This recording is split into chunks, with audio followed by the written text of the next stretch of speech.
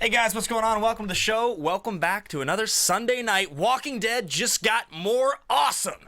Season 7, Episode 10, New Best Friends, blew our minds, and we cannot wait to break the whole thing down for you guys. We'll see you in just 1 second. You're so excited. You're tuning into the destination for TV superfan discussion, AFTERBUZZ TV. And now, let the buzz begin. Should we be dancing with you, Ben? I feel like we shouldn't leave you hanging. I'm in such a good mood. Hey.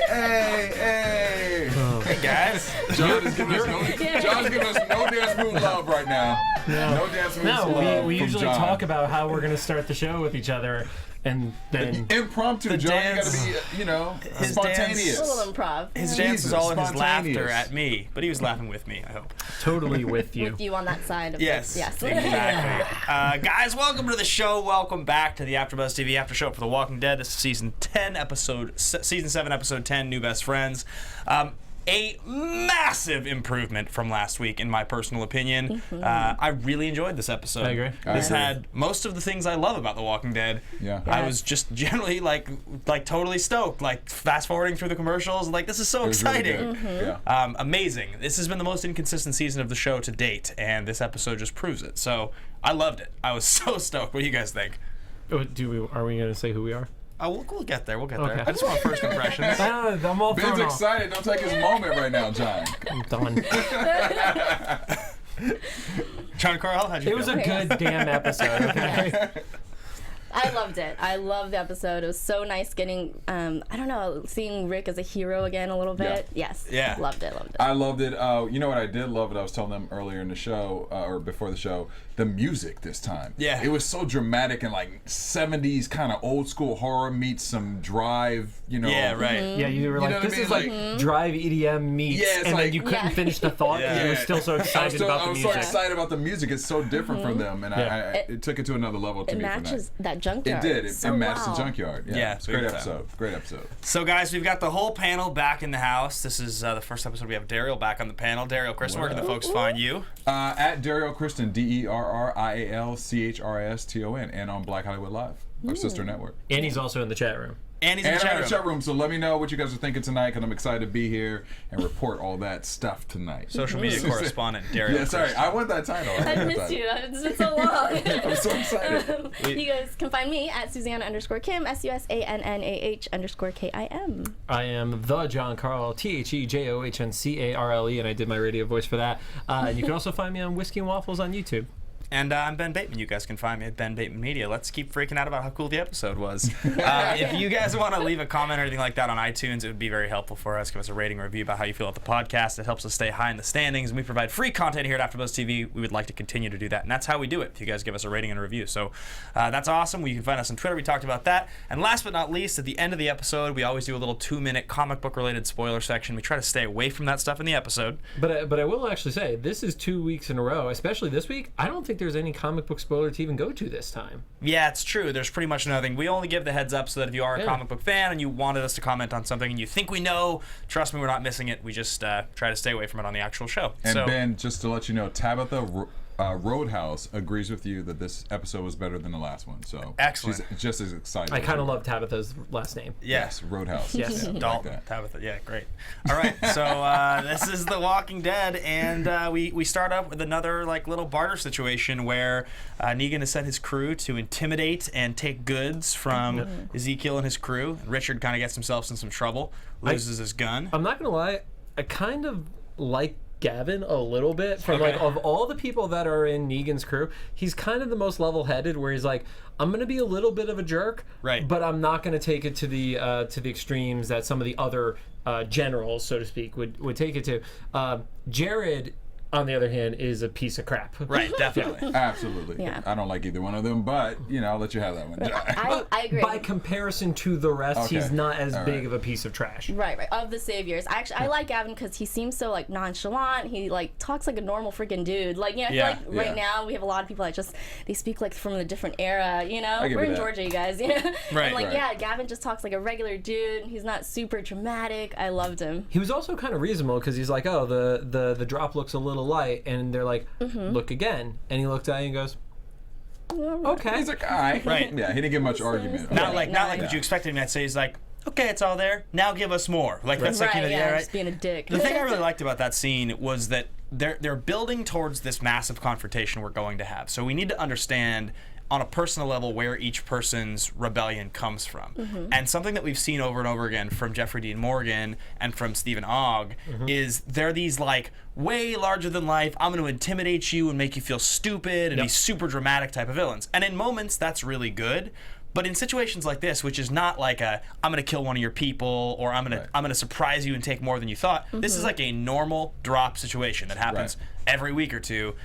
The guy's like totally reasonable, except there's this one guy, this bully, who's just being a little bit too much. He's just pushing you a little too far in a situation that he absolutely does not need to. And those are the kind of situations that push people over the edge. And I think that it was a really important moment to see that because it made me feel like, all right, I feel for these guys. I like really feel for them. Not like this is dramatic television, but like this is just a bully asserting himself too much. So I feel for this guy. And even they knew that because Gavin even told him like, hey, hold back a little bit, you know, stand down a little bit. So I like that not empathy, but he is human. There was restraint there. On Gavin's part, there was definitely restraint because, I feel like if Gavin is going to turn into one of the better leaders on Negan's side, which who knows if they're going to get that deep with a character that's almost as throwaway as him. Right. But he should be like, dude, you can't keep coming to these drops and doing this because these people are supplying us and we're keeping them in check. They're still giving us the stuff on time.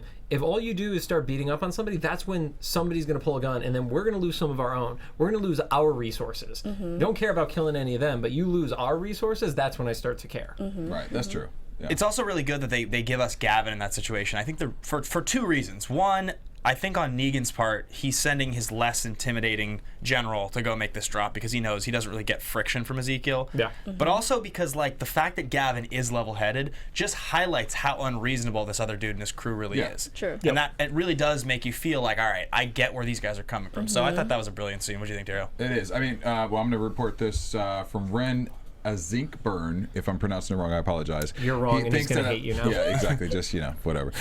He thinks that at least one savior should have been killed, and they keep teasing and nothing happens. What do you guys think about that? I think I think the problem is right now, if you kill a savior because of a confrontation like this, that starts the war. And I don't think Ezekiel especially is ready to start that war. I mean, that's the whole point of Richard's whole through line of this episode is something needed to happen for Ezekiel to pull the trigger on his side. Yeah. And them killing a savior, all Ezekiel knows is if we have repercussions from that, we're going to lose our own people from it. Right. So I think that was too soon, respectfully. Right. I feel that. Yeah. Yeah. Yeah, so that's pretty much how the scene ends, aside from the fact that Gavin does threaten and say, we can't have this, and if it keeps happening, he's the first one up. And he is referring to Benjamin there, right? Not Richard? He's referring to... I thought it was Richard. I got the sense that he was referring to Benjamin, because Benjamin throws his staff down and trips the dude. And... I got the impression it was Richard because of the whole interaction of, like, hand over the gun and you know, that kind of stuff. Right. Benjamin got in the way, but he didn't do anything too over the top. He was sort of stopping. Yeah, things. he was kind of acting as cooling it down kind of thing. I did love the quote of the episode for me was definitely Gavin going, "Read the goddamn room, Sensei." Yeah, I thought that was phenomenal. That was the best, one of the best lines. Yeah, yeah, it's good. And we made it through a whole episode without anybody on the show dropping the S-bomb. Yeah, and I'm not even going to say it here because they didn't say it on the show. It's not necessary. Yeah. So and Morgan loses his staff, which was definitely, when you talk about like people are going to die, I think eventually Morgan is going to snap. It's going to happen. It's a build up. I feel like it's like a slow build up with him. Does it happen? Or I mean, this doesn't go into spoiler territory, but does he end up dying in the long term, keeping his conscience clean too? I think that's so. another possibility. I don't think so. I think Morgan snaps. Like they took Eastman's stick, and somebody very important gave it to him. Yeah, so he needs to get it back. Yeah. So The anyway, guy that locked him up in a cage for a few days. Yeah. So Richard loses his gun, and they return home, and of course now Richard's all pissed off, and so he starts talking to Daryl, and Daryl's like, "Where'd you go? Yep. What's going on?" And this launches a plot point that I found. This was the one part of the episode that felt a little much for me, because they've definitely built up Richard. I understand his character, but I didn't ever understand his character to be this like ruthless. He's setting up he's Carol like rebellious right now. He's setting up Carol to just be straight murdered. Like, she's a person who was there on the premises for a couple days, and he's trying to set up this kind of ridiculous plot. Like, it all has to go very, very, very particularly well because he wants to get Ezekiel involved in this war. This was the only part that felt a little bit much for me. What did you guys think? I mean, we don't know a lot about Richard's background, and I actually wrote it down when he was in the trailer and putting together the Molotovs and stuff like that. There was the backpack that had Katie on it, and I got the impression that somebody that he had lost was this Katie. So that's why he's like, you and me, we've all lost people. So I got the impression that, like, he's basically at his wit's end right now. He's lost whatever family he had and stuff like that. Mm-hmm. And for him, you know, he sees drops being made to this one woman who is not contributing to their world. Mm-hmm. So if there has to be a sacrificial lamb, in his mind, it seems like she's a fair choice because she's, unlike anybody else in the kingdom, she's not contributing in Richard's head, at least. Right.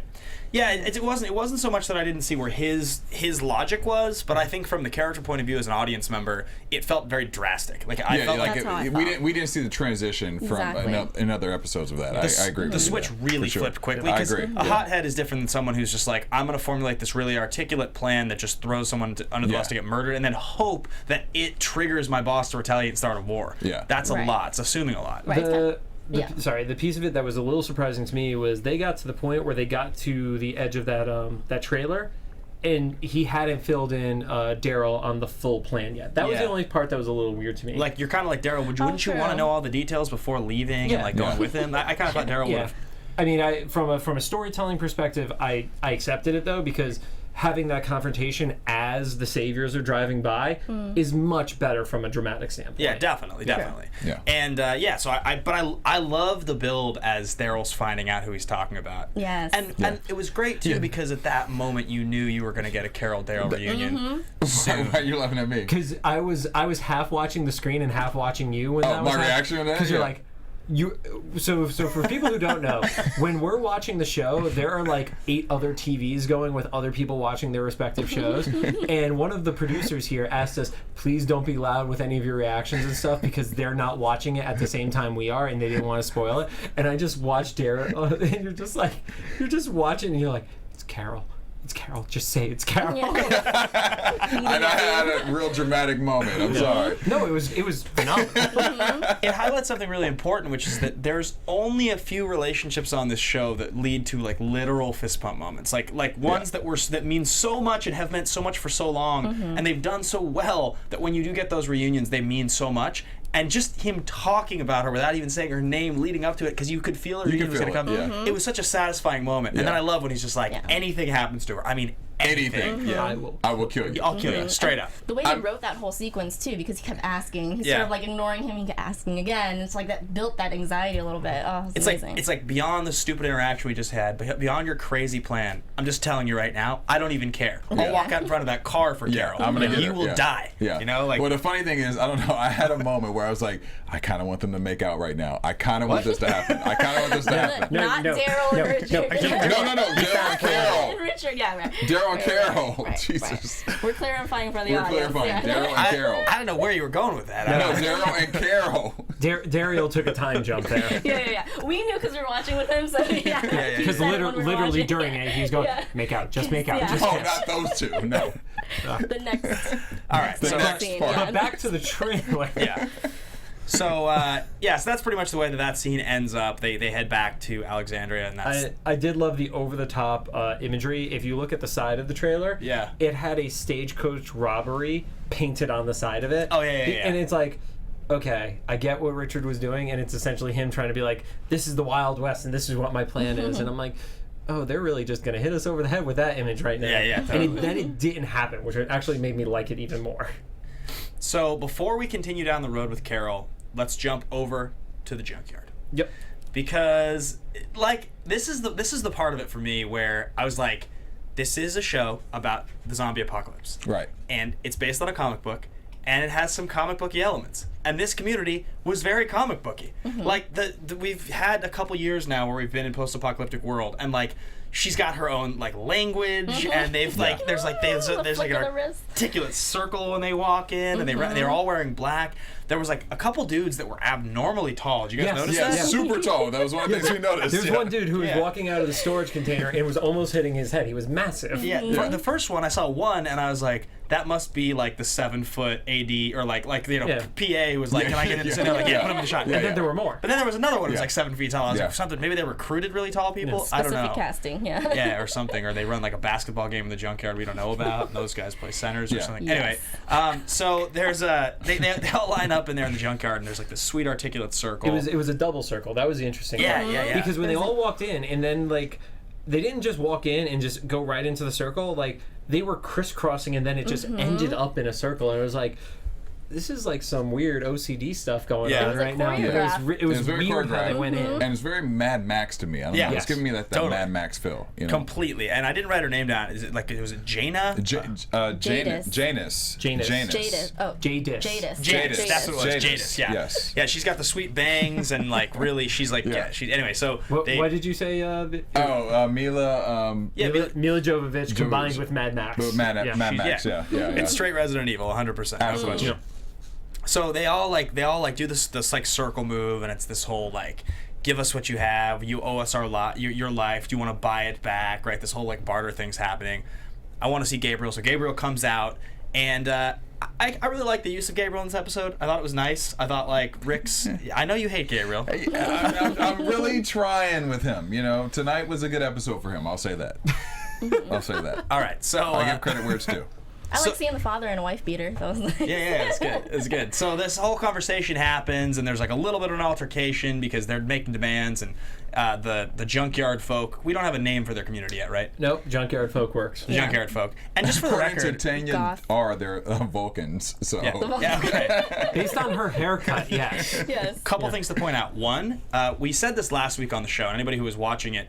Our TVs out here have really, really extreme glare sometimes. Sometimes the lighting is really crazy. We literally made sure our bulb wasn't on. Watched the episode. So last week we legitimately watched it, rewound it, watched it, and did not see the second person in the car with Father Gabriel. We just didn't see it. So some people called it out, and like, I'm sorry, we like just didn't see it. We had no idea that was the thing. So missed that. Seeing the gifts when I got home, I was like, I tagged everybody in it. And I was like, how? So obvious. It sucked that we missed it because it would have totally changed our perception of what Father Gabriel did, and it actually made the theory that Roxy read, the one that she had off of Uproxx, made a lot more sense. Yeah, totally. Because it was like, oh, okay, he looked like he was just running away, but when you know there's somebody else in the car with him, that totally changed it. So completely. We do apologize for not seeing that. Absolutely. And then the other thing I was going to say is I saw in a couple reviews online, people had the same assumption I had, which is that when you first see the junkyard folk, there's a bunch of women who look a little bit similar to the women at Oceanside. That was, I was confused. When I first saw them, I thought maybe it was Oceanside. So. According to Give Me Shelter, they're called the Scavengers. Okay. The Scavengers. So, just so you know. So, it's a fitting name. They take, they don't bother. Right. So after we have takers. So after we have this whole conversation where, you know, we take, we don't bother. Yep. They're like, all right, Rick, you know, you've said that you can get us whatever you want, because Gabriel steps up and actually like takes some responsibility, steals the knife, goes, and then she's like, take Rick to the up. They're like, what is the up? The Target brand mountain. Yeah, something. Right. And then my favorite part of the whole episode happens. And they throw Rick into basically the Sarlacc pit, except it's like really the Rancor challenge from Jedi. And he has to like fight the Rancor, basically. That's very true. That was the first image that I was like... How did you make this nerdier? What? No, that was a great reference, though. You went nerdy, and then you went nerdier. It's not really the Sarlacc pit, except that it's like a junkyard, so it feels like it. But it felt like it, He has to defeat the Rancor, and he does. I was like, where's the bone? He's got to find the bone, and he kind of finds the bone in some ways. It was a weird choice for me that he put his hand right through the spike. Yeah. I'm just thinking, like, and again, it's easy for us to say this because we're not literally with our lives on the line. I'm looking at it, I'm like, wouldn't you just try to, like, take the 2 points and twist it or something like that instead of throwing your hand right in one of the spots where there was a spike? Well, you're having to think pretty quickly. Yeah, you got to be quick on your toes, you know. Okay, so I could see him I'm quicker than Rick. I'm sorry. Yeah, maybe you know you're doing some Super Jedi stuff, but I would say that probably he was just, the reaction was to keep that thing from coming to his face. And he just had unlucky aim. And he had unlucky aim, yes. Yeah, there was like definitely a couple moves that I was thinking that Rick might have gone for over that. Like, I was thinking, like, you got to be faster than it. So you get behind it, you go for a knee, you try to take out one of its legs. Like, that's what I was thinking. The one thing I wanted to see happen out of that fight scene is they had that computer that he like starts pulling out. Wanted to see the computer I wanted smash. to see the full-on computer up over the head, even if it did no damage to it because it had the helmet on. It also, the fact that its name was Winslow was phenomenal. Was it Winslow or Winston. Winston? Winslow. It was Winslow. Yeah. Okay. Winslow, Yeah, but I wanted that computer just to smash over its head. I loved, like, I'm gonna go even nerdier because I think I said it last week, but it was the Rancor fight, but it looked like the mouth of Sauron from the cut scenes in Lord of the Rings. Yes. Wow. Right? It looked just like it. Wow. The thing that comes out from the gates. You're right. And it's got the crazy teeth. Yeah. Any Lord of the Rings fan knows what I'm talking about. It really looked a lot like it. I don't disagree. Yeah. Anyway. You're still a bigger nerd than me, though.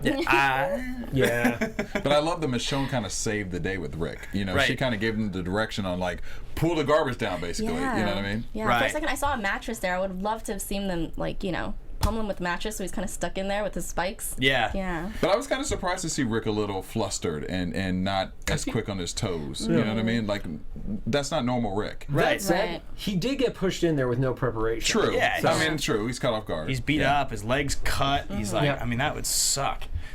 So anyway, he. My first reaction is, oh, that's gonna get infected. Yeah, totally. Yeah, that's what you said. It's not like it's just something sharp. It's not like it's just something by a walker. It's something sharp by a walker that's in a literal pile of garbage. Yeah, you're in a junkyard. You're literally where germs live. Well, Katie Snow agrees with you. She said Rick needs a Tetanus shot.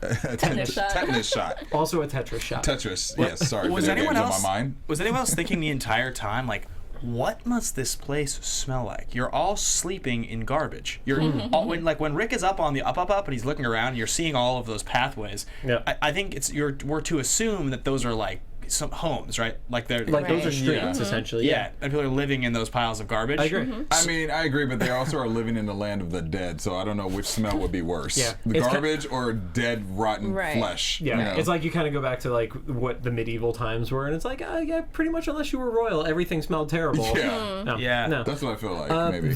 The top of Rick at the up is actually the literal only complaint I had for this episode. Because the CGI? The CGI when it was him with everything behind him, I didn't like that. was not Yeah, good CGI. It wasn't good. Yeah. You know, But everything else, like the whole setup, and we were talking about it when it was that that lingering overhead shot before everybody entered into the circle. Like we're like, oh, this set looks phenomenal, So and I just feel like that CGI. I get why they had to show the scale of it. Yeah. But that was the one time where it actually pulled me out just a little bit. You know, I am curious though. I think it was probably CGI. It was definitely absolutely, CGI. yeah. But I will say that sometimes in situations with the depth of a shot like that, it will be real and look like CGI. Just some the staging sometimes does that, and I've worked enough in video and I've shot enough things to know that occasionally it just kind of happens that way. Depth will create a really weird illusion where somebody's head is too clear if they're in the foreground. So I'd be curious to know, because this show has no shortage of budget. They can spend as much money as they want. Well, they had to spend CGI on the tiger as well. So. Yeah. So, The tiger, sweet the tiger. tiger this week was better. back to, a little bit, just really quick note for Jadis. Wolf and Thief said that she gets a Fifth Element vibe to her. Yeah, definitely. I mean, that's the other great hairstyle I from feel Mila. that, So yeah. Yes. Yeah, 100%. She looks just like Mila. She really does. She really does. She gave the whole delivery like her too. You know, a little bit. So can somebody just cast the two of them into a scene together for Who's the something, girl and I from- don't care what? Who's the girl from Run Lola Run? That's a different girl. Yeah, that's a different girl. But yeah, she but looks, they have that similar she kind of looks look. Eastern Yeah. European a little bit. Yeah, she does. Yeah, right. All right. Anyway, so and they also kind of look like Franca Potente from Born Identity. Isn't it? Yeah. So That's anyway, very true. Moving on from the Rancor challenge and a sweet hole. So Rick else gets does she look out, like? and basically it's like, all right, you get us jars and guns, and we've got a deal. And then there's the barter.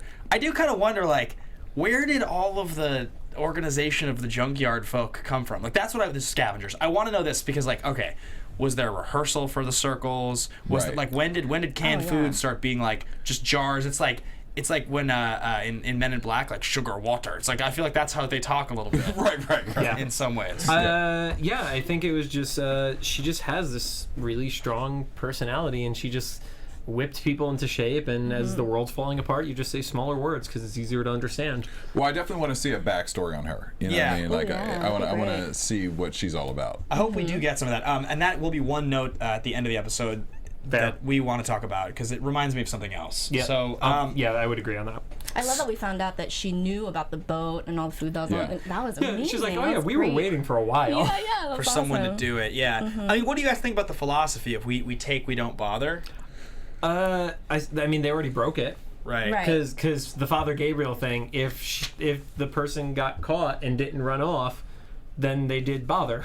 Right, that's true. I mean, that's true. Yeah, and when they say we don't bother, like, does that mean like we don't have to work for things? Like, no, we don't mess things up? I think it's they go into somewhere and they kind of want to make it out without people knowing they were there in the first place. Like they don't want to leave a trail back to them. They just want it to be given to them, and they can leave with a clean cut. Yeah, I do. Well, the other thing I do kind of wonder is like, let's just say you're in a situation like this, a post-apocalyptic situation where society kind of falls apart and somebody does step up and become a leader. So you have a Negan, because this whole season has really been about highlighting all the different forms of leadership, right? Sure. Yeah. So you decide that you're going to, instead of going the Rick route of being sort of a traditional normal person with like regular people morals, that you're going to like have everyone dress in black and you're going to, have all this like, crazy lingo and live in a junkyard. Or you intimidate people with a tiger, or you intimidate people with a barbed wire baseball bat. How long does it take, I wonder, for people to sort of like fall in line with your cult behavior once society crumbles? Like, I feel like it's got to be easier to make people fall in line when society crumbles than when like real times like. Yeah, like you wonder, it's like if somebody is really buying in and they do it and 30 days passes and you're living in their camp, after 30 days, are you just sold on that's the way things are now? If you're getting fed every day and and you're not, and people aren't getting protected. killed on a regular basis. I would say that's what people are starving for. They're starving for like family because so many people have lost their families. You know, so I think that anyone who is a leader who can offer that to them and a lot more, they're willing to just give their all to just do it. I agree on that. Their options are so slim. Yeah. One really interesting comment in this episode, and I was 50-50 on how I felt about it, is in the initial interaction. The character from the Kingdom with the bow and arrow who says that my sister had a dress like that. Diane. Yeah. Oh, Diane. Yep. And then it ends and she says, "Yeah, my sister loved that dress." It kind of reminded me of the previous week when Rosita has the line, the tag, where she's like, "I knew that bomb didn't look right," but it didn't bother me in the same way. Well, the problem that we had with a lot of that episode was the directing, where like even the music, it felt hokey, and like that line felt hokey. This was, I think, just showing that this girl was just so bothered because it reminded her of her lost sister. Yeah. Whereas the other one was just kind of like wink, wink, wink, nod to the camera kind of thing. It was the setup and the payoff. I mean, from a scene, from like in a similar type of scene, right? And so that's what I'm saying. It didn't really bother me this time, but I thought that was really interesting that she said my sister had a dress like that, and Ezekiel says don't think about it. I was like, because everybody must see reminders every single day of the 50 people in their lives they used to know that they lost, and some scale of like importance and emotional connection, starting with your parents to your children, to your like your best friend, to your work associates, like all these people. You must see people all the time that remind you, like, oh yeah, that person's dead. Yep, they're gone. Oh yeah, they had that backpack. Oh, they really like that song. Like. And we don't see those scenes very often because it's so far down the line in this world. Sure. And I'm also finding, when you mentioned a little bit about Rosita, how she's becoming so cynical and bitter. Each episode she's getting more and more bitter. You know what I mean? Like she's almost becoming, you feel like a loose cannon a little bit. Like at any moment she could kind of erupt and just... Kind of like what was happening to Sasha last season. Very similar, yeah. Let's touch on Rosita for a second here because the scene in the junkyard ends and there's a conversation about what's next. So Rick has a spike through his hand. They want to go and get back to Alexandria and fix him up a little bit. Yep. And drop off the supplies. Yeah, but Rosita's like, I want to just go out there. And they're really doing something weird with Rosita's character right now. That it's the only character in the show that is like, you guys made a really concerted decision to just like make her the least likable person in the entire Walking Dead universe. Yeah. She's less likable right now than like Dwight, than like anybody. I mean, she is actually one note, just like, what's the point of this? What are you guys gonna do? Does she have to have a breaking point? Is she supposed to come back from this? Is she gonna be redeemed and then die? Is she just going to die? What do you guys think? It's totally strange. I mean, she kind of had that rogue attitude when she was making her own bullet and doing that stuff. So it wouldn't surprise me to see her go back to that mentality. and have it be her demise in a way. I wouldn't be surprised if she were gone at the end of the season. I think she already hit her breaking point. I mean, everything that happened before the mid-season finale, that to get her to be like, I'm making my own bullet and everything like that, she already broke. The second the bat went to Abraham's head, she broke. And now we're just seeing the continuation of that break. And I think the part about her is, you know, as you're saying, she's like one of the least likable characters. I think she doesn't care anymore, so she has no reason to put on the fake smile that other people still put on. And I think that will be something that's going to be a problem for her later. I think that she's going to be become more rebellious against the group, and that will trigger something where it's going to be the demise of her for sure. Trouble. I mean, she has an angry attitude against stuff, but I mean, like there are other people. Like, I'm still bothered more by Morgan than I am by her. Oh, really? Yeah. That's interesting. I used to be really bothered by Morgan. They're doing a one-note thing with her right now, and it's been going on a little long for my taste. We'll see how it rebounds, but I just thought that was really interesting. Again, another episode where she just gets even colder, even more. I mean, she had the line with Sasha last week. Right. She had the line with Tara this week. I mean, I'd be interested to see her get like so broken to the point where she sort of like sacrifices herself, or like martyrs herself. She's just so over it, and she just I would like to see that. You do also wonder. She seems so intent on killing Negan. That seems like her sole goal. Yep. So even if she took herself out, I know, she'd be but okay with I that. kind of wonder she why. blew it. That's the problem. She you tried. had one shot and you blew it. Like, if your sole goal is to do any one thing and you have that chance, she pulled the trigger and she didn't do it. Right. So it's like, I mean, she's even further broken inside of herself because she knows she messed that up. That wasn't the bat's fault for stopping it. No. She didn't get the shot off. Yeah, the other thing I was wondering is, like, she seems to be pretty smart and aware of the fact that Negan has this penchant for pretty women, and that she could have probably gotten into camp and, like, gotten in that way and then tried to take him out. And Wife number 5 or something. Yeah, I'm sort of curious why she never than even considered that. It seems like, I mean, it seems too disgusting at this point, but that would have struck me as like the easiest way to get in and have a shot to kill him. Yeah. I don't think he would buy any of the girls that were there when the reckoning that happened against Glenn and all them. I don't think he would ever buy into one of those women switching sides on it. Yeah, I think you're not too far from it there. So let's get back to the kingdom and what's going on there. We have, first of all, Carle is in her house, and Ezekiel comes by with our boy, the best character in the whole show right now. He's an idiot. He's hilarious. He's an idiot. I love him, but he's a freaking idiot. He's the best. I don't have his name written down in front of me. Jerry. Jerry the Jester. Yeah, Jerry is the tits right now. Jerry's my favorite. What does he say? Like, you're sick with a stick, son, or something like that. He's sick with a stick. He's great. But so Jerry brings Cobbler to Carol, and Ezekiel's trying to like sort of creep around, claiming he doesn't want to see, bother Carol. But clearly he's trying to get her attention. Yeah. He's like, yeah, you open the door, and she's like, well, yeah, you set my wire off. I'm gonna open the door and see who's out there. And she's like, get out of here. And after that whole interaction, which is like not much to it really, we get another knock on the door, and this was the moment of the episode. This is when Derrial started yelling "kiss." This is where I started yelling "kiss." No, it was a great scene. It was actually one of my favorite scenes in Walking Dead. It was very dramatic, and just I felt the love between the missed love, whether that's mother son, whether that's something else, whatever. I felt the love in that scene between the two. It was genuinely they didn't a heartfelt need to moment. say anything at all. Do we know? Does anybody know the specific age difference between those two characters? And if anybody in the chat knows this, 15 years. Is it? Here, I'll ask in I the feel chat. like Daryl's supposed to probably be like 38 would be my guess. 36. I don't know. He's grizzled as hell for like 30s. I don't think but he's been living a rough life. right. I mean, I'm gonna give him a little bit of credit. I don't My think man's been he's fighting supposed to be- zombies will do that too, for about 6 years. Yeah, you I know? think he's supposed to be about 38 at this point. He 37. looked rough when it all started. Yeah, and I think He's always looked rough. And I think that probably Carol is supposed to be like 50, right around there. Which is weird to me because she had a daughter who was like 10. Like Sophia was what, like 8 to 10 or maybe something like that? Maybe she's supposed to be like 45 or something like that. I mean, they're not I'm gonna that guess like far. 45. They're not that far apart in age. No, I think is the big I takeaway. don't think so either. And I also just love though that like they teased us early on, like season 2 and 3, I want to say, with that relationship being kind of romantic, and they never went down that road. And I think it's pretty commendable. And one of the nicer things in the show is that they've kept that relationship to be like it's never really gone there. It's just it's just the purest, most like just like you're like in some way sort of like my soulmate that understands me in this zombie world. And yeah, the payoff tonight was amazing. It was like a really, really well earned reunion. And yeah, I got a little emotional. I don't know. I loved it. It was really weird when you saw the not just the seeing them together for the first time, but when they're sitting there by the fire, and Great scene too. He decided to lie to her, and I was so surprised by that.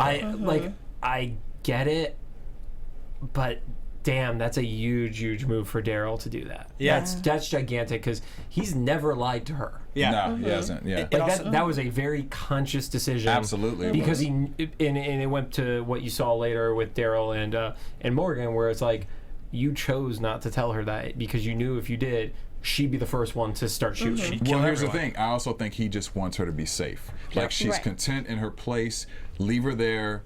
I want her to be safe. Spoiler alert. I'm just kidding. I don't have any spoilers. She's probably going to kill everyone anyway. But Oh, and the question you guys are asking about Daryl and Carol, most people are saying 3 years. I don't know. It feels like a bigger gap than that. I believe people that. are saying 3 years. if Daryl, if they got to think about Merle. Merle's his older brother. Merle was probably like 46, 45 is always what I assumed. And he didn't look like he was that much older. He wasn't supposed to come off as that much older. I thought there was like a 10-year difference between the two. I definitely would say closer. Yeah, I guess if Melissa McBride in the show was supposed to be about 44 and Daryl's supposed to be like 41, yeah, maybe. I could see it. It's a little bit of a stretch for me, but I could see it. Here's the thing. Outside of people playing teenagers, for the most part, people are cast somewhat around what their actual age is. Right. So, unless it's something like Riverdale, where it's a bunch of 27-year-olds playing 16-year-olds, I think everybody else is pretty close to who they actually are. The legitimate best show on TV right now. I love that show. I absolutely love that show. Riverdale, it's so good. Don't judge us. It's I great. do the Riverdale after show on Thursdays. I'm not saying anything at all. So anyway, that whole conversation happens, and that was a really wonderful payoff. And yes, Daryl lies, which is a big move for him. I do think Melissa McBride will get drawn back in. Just like hats off to Melissa McBride's acting chops. Oh, amazing. She killed it tonight. Something really interesting that happens with premium television nowadays with these big shows is that we forget, like, in the old days, a really high-profile movie would draw the top-billed talent. Like, you'd sometimes get, like, a movie star who wasn't the best actor, like a Jean-Claude Van Damme or something. Right. But for the most part, if you were going to be in something dramatic and you got paid a lot of money and you were a top-billed person, you were a really good actor. And TV would have a lower tier of actors, usually. In this day and age, premium television gets really, really good actors. But Walking Dead didn't start out as that show. Walking Dead started out as a comic book adaptation that was kind of under budgeted, and they cast people who had some experience, but like Andrew Lincoln, for instance, was a relative unknown. Most of these actors were kind of like bit part character actors from TV and movies.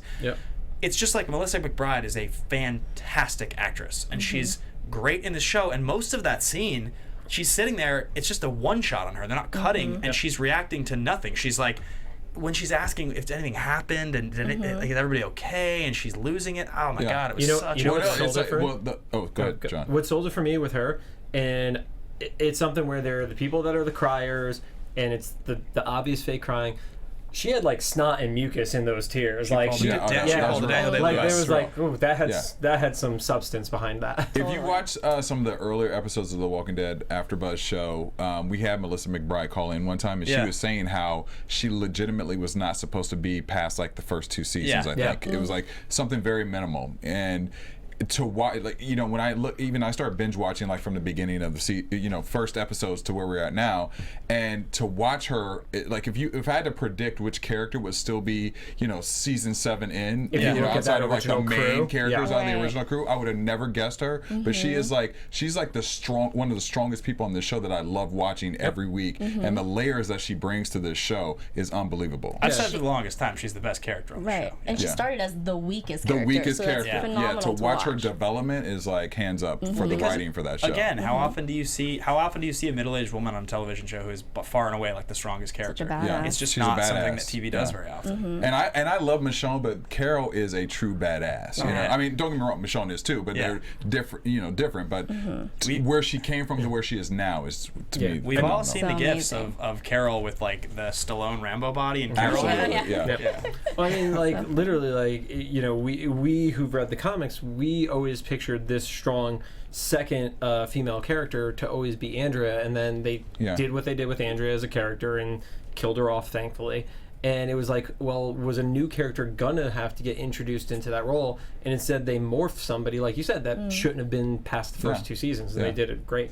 Yeah, she's awesome. So what I loved about this whole like Carol Daryl, other than it being like super nostalgic, they placed it right after her visit with Ezekiel too. Yeah. Because I was thinking like, oh, you know, I was really excited about their potential, you know, courtship happening, and then they bring in Daryl. I'm like, oh, now it's complicated. Now I'm confused. Now I don't know what to feel anymore. But yeah, I'm still not convinced with Ezekiel though. You know, I don't know. I'm not. It could be so cute. I need to see just overall who he is. I don't know. kitty. You know, I love just it. I it don't know. doesn't feel like she's not really looking at him like he really has a shot. I don't No. really get the No, look no, in her eyes. he's got to win her over for sure. Yeah. I need to see him break the King character again. Me too. Yeah. Like Me too. I favorite feel when he like does. that was rushed a little bit, but I get why they did it when they did, because they needed to get her get out of the Carol. kingdom. Yeah. But I want to see it again. I want to see that like with a Rick or with a Daryl. Yeah. Because nobody else has seen it other than Carol at this point. Agreed. Correct? Yeah.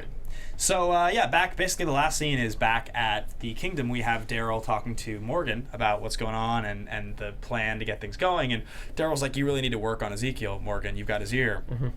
You know, we need to mobilize against Negan. And Morgan still seems to be like, Can't be me. no, he's just sort of lifeless. He just doesn't. I don't know what it is with that guy. Like, he just doesn't seem to want to mobilize or understand the situation they're in, which is people are just going to keep dying. Yeah. People are just going to He's a keep dying. pacifist. Yeah, I would say that he's like the opposite of what a Rick is. You know, he is. I think that he legitimately wants to protect his community and keep everyone safe, but I think that he's scared. I feel like everything about him is sort of a facade, and I think he's trying to live up to that facade, but he's like secretly terrified. Yeah. And I think that's why he doesn't make any real moves at all, you know, and that's why his character sort of frustrates me a little bit right now. I'd like to see where it goes. I don't think he's like to see him with Carol. Like, I don't even want him to be with Carol because she's such a strong character. Yeah. So like I still need to see where he goes in the upcoming season before I'm convinced about him. His relationship to Carol, though, is definitely one of the more interesting ones. They spent a really long time developing them sort of being at odds and her watching him from a distance. Absolutely. And I really like, though, that they sort of feel like in some ways they like really know each other better than most now, because he saved her life, but he also like respected her decision. Was like, I'll tell everybody. You even said to Daryl, like, she just left. She's gone. Yeah, she's gone. Yeah. Yeah, I thought that was really, really cool. So I think that pretty much wraps up this episode. Nope. There's one thing you didn't touch on that we did notice at the confrontation with Rosita and Tara.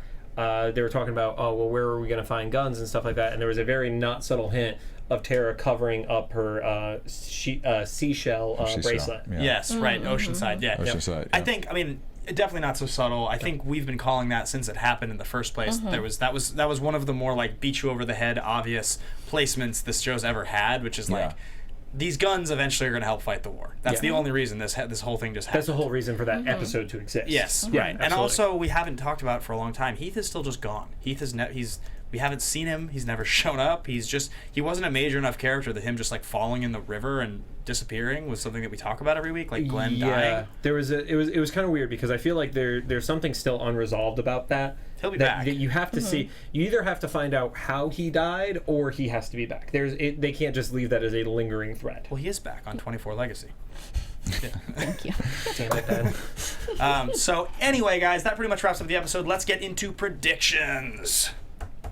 There it is. Now, your AfterBuzz TV It's good to have you back, Daryl. I'm happy to be back. I missed you guys. So predictions. Let's Yeah, talk about predictions. No, it's fine. I was really enjoying the music and the lighting. Yeah. For me, my prediction is Richard is going to take Daryl's advice, where he says, "I die for the kingdom," and Daryl will say, "Then why don't you?" Okay. And I think he is going to realize one of the final pieces to get Ezekiel to change his mind is he's going to have to get killed to save everybody else. That's interesting. He's going to essentially make himself a martyr to the kingdom. My prediction is that with the Oceanside gun assault, whatever, they have to go get Oceanside's guns and try to get Oceanside on their side. A relevant character is going to die in that interaction because Oceanside's extremely hostile, and I don't think it's going to go that swimmingly. So it could be Rosita. They could be priming her to die. Feels a little too obvious. Feels like right now I don't think it would be her personally. she's a little too aggro. Like maybe it's Tara. Maybe they kill Tara because She came back. yeah, I guess. the part of me that thinks that they wouldn't do that is with that whole rash of LGBTQ characters dying in the last year on TV, and there's been so much backlash against it. They already killed Denise, so maybe that doesn't happen. I'm just trying to think who it's going to be, but I do feel like one of our characters is going to die. I don't know if it'll be next week, but with the Oceanside interaction, someone I think gets taken out there. There. Maybe Aaron. Yeah, maybe it's Aaron. Yeah, They hate dudes. they do. I actually think that we're going to lose Richard soon. I agree with like a couple people in the chat were actually saying this too. I think that we're going to lose Richard soon because he's kind of a character that's interesting to me. I'm starting to sort of like him in a weird way. I kind of want to figure out like what he's all about because he's so protective. Even though he was throwing Carol as the guinea pig, I feel like they're setting us up to kind of know more about him, so he'll be chopped off the show.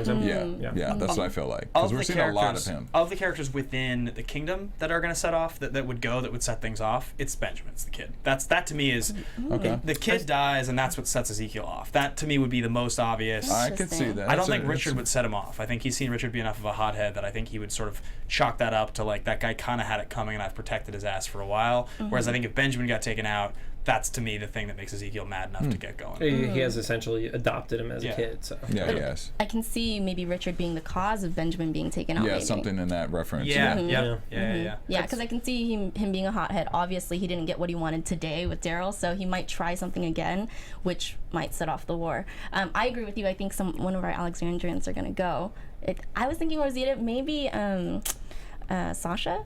Only because I know the actress is on something else right now. Yeah, I don't know. Cast a lead. She's been really quiet this season. She has this been half very of the quiet. season. So that's kind of like where I wonder if, kind of like we predicted Tara was going to die like 2 seasons ago, and it was like, oh well, they went quiet on her because they wanted. It wasn't because they were going to kill her. It's like, if they're going quiet on somebody, they're actually in the safer group, Right. I feel like. Maybe it's Gabriel because he just got redeemed. They tend to do that with characters. They'll kind of redeem someone and then take them out. That's that's a cycle the show likes to do.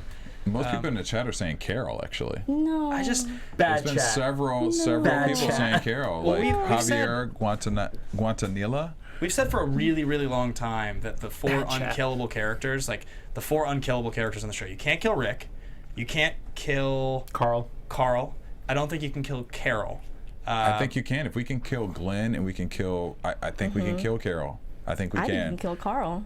I think we can kill Carl too. I don't Super think you effective can't kill to Judith. affect Rick. No, that's just No, bad. yeah, you That's can't just kill bad Judith. TV. That's just Can't kill like I gotta Judith. stop I think there's watching a Walking fourth Dead. Carol, you character that's can't. unkillable. Maggie, maybe at this point. Carol. I think Carol. Maggie I at think, this point. Maggie's maybe unkillable. Because Glenn's gone. Yeah, but they're not gonna and do her Maggie whole and family. Glenn. Yeah. I could see Carol though, because there's so much build up around her character, and we've fallen in love with her character. Well, obviously, some people in the chat have not fallen in love with Well, her. no. Here's the But- thing: they may love her as much as we do, but it's not a bad point that she could be killed. Nobody's saying they want her dead, Right. But she could be dead. I mean, this is Walking Dead. Anybody is dispensable at any point. It's, I think Carol's a stretch. Guys, we're going to get into one last bit of the show, and that is going to be a quick comic book discussion. So where can the folks find you guys in case they don't want to hear that? This is your warning. We're going to give our sign-offs, and then we're going to talk for about 2 minutes. Daryl, where can the folks find you? You can find me at Derrial Christon, DerrialChriston, and at BlackHollywoodLive.com, our sister company. And you guys can find me at Susannah_Kim, SUSANNAH_KIM. The John Carle, TheJohnCarle, and also Whiskey and Waffles on YouTube. You guys can find me at Ben Bateman Media on Twitter and Instagram. Consider this your warning. Can we get a quick spoiler alert? You need lights. They're there. Spoiler alert! There See? you we go. Lights. Spoiler alert! Spoiler alert! So this will be very Spoiler quick. alert. Last chance. It's actually not very spoilery either. It's just No, there's really not much. it's just referencey. Yeah, Reference alert. Later in the comic book, there's a group called the Whisperers that show up, and they're basically people that wear zombie skins. They skin zombies, and they wear their skins so they can talk. When you first see them, they're holding knives and stuff. You think that they're zombies with knives. It happens after the time jump we've talked about before. Okay. I don't know if they're ever going to go there. I'm actually doing the Paley Fest Walking Dead panel, so I'll get to talk to the cast this year in like a few weeks, and Kirkman, and I'll hopefully get to talk to him about that a little bit, see if he can give me any information on that. But He'll totally spoil the show for a guy he just met. yeah, no, I know. But anyway, that's the thing that happens later. And so the leader of that group is called Alpha, and she's like this super, like A-type personality, kind of soulless, like does some really, really deplorable stuff. Speaks in a really like interesting way, similar to what Jadis. She reminds me a lot of Jadis, was the point. Okay. And so with them introducing the scavengers and the way they dress and the way they are so kind of uniform, made me feel like if they were to introduce the Whisperers in the way that they do in the comics, it would be a little bit redundant. Yeah, I mean, I originally was like just waiting for her name to get said because I was actually, are they just gonna say her name is Alpha? Yeah. But you know, with the fact that other people had names and stuff like that, as the scene played out further, I kept stepping away from that because spoilers for you guys, sorry. The Whisperers, only Alpha has a name. Everybody else doesn't. Okay. Yeah. Yeah, you are the Alpha. So anyway, we'll see if they do that. I don't know if the show's going to do that, but that was the one thing, if you're a comic book fan, you were wondering if we noticed the same thing. We did. Yeah. Aside from that, yeah, pretty much this episode was... The problem is we're catching up to the comic book faster than the comic could get ahead now.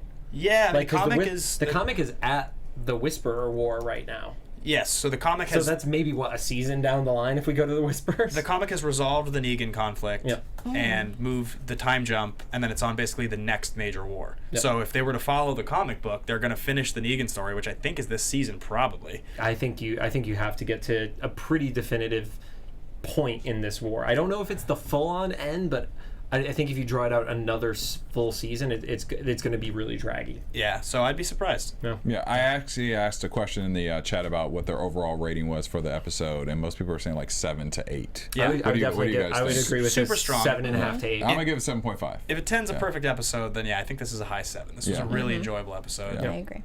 Close to an 8 for me. So that pretty much does it, guys. Thank you so much for watching. Thanks for listening if you're on audio. And we will be back same time, same place next week to compete with the Oscars. Watch us instead. Bye, guys. Take care. Peace. From executive producers Maria Menounos, Kevin Undergaro, Phil Svitek, and the entire AfterBuzz TV staff, we would like to thank you for listening to the AfterBuzz TV network. To watch or listen to other after shows and post comments or questions, be sure to visit AfterBuzzTV.com. I'm Sir Richard Wentworth, and this has been a presentation of AfterBuzz TV. See you later. The views expressed herein are those of the hosts only and do not necessarily reflect the views of AfterBuzz TV or its owners or principals.